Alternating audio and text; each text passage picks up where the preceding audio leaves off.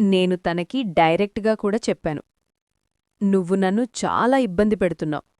నేను కానీ ఇంకెంతవరకు భరించగలను అని.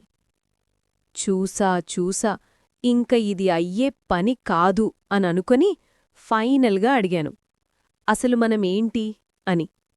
దానికి తను, ఇష్టముంటే ఉండు, ప్రత్తిసారి అడగకు, నమ్మకం లేదా అనన్నాడు.